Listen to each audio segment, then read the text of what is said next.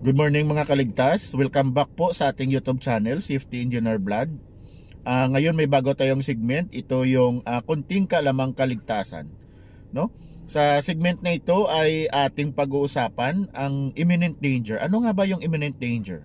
So by definition sa ating Google, kung i-search natin sa Google, o even sa ating OSH or Occupational Safety and Health Standard, ang definition po ng imminent danger ay any situation that can cause harm or accident that may result in loss of property, and worse is it may result into loss of life, no? So in short, itong imminent danger sa Tagalog, ito yung tinatawag natin na napipintong panganib. So bilang safety officer, paano natin maiiwasan itong mga itong mga imminent danger na hindi na mag-result into accidents? So ito lang yung gagawin natin.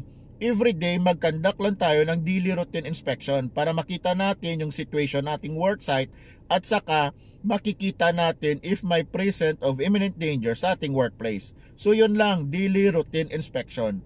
Kasi ang mangyayari based on our OSH or the Occupational Safety and Health Standard and even sa ating DO 198, dapat pag may nakita tayong imminent danger sa ating worksite, dapat i-eliminate na natin yon, i-abate natin yon o i-correct natin yon within 24 hours. Kasi pag na-inspection yan ng DOLE at within 24 hours, hindi pa natin na-abate or natama or na-correct yung imminent danger na yan, it will be resulted sa pag-issuance or sa pag-issue ng DOLE ng tinatawag nating work as stoppage order in that particular work site or work job.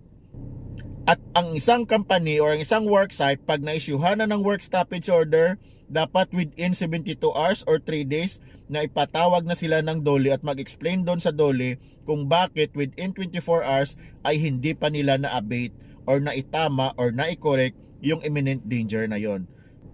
So sa susunod na segment natin, kunting kaalamang kaligtasan, magdi-discuss na naman tayo ng another na mga concerns and issues and terms regarding sa Occupational Safety and Health Standard o pangkaligtasan.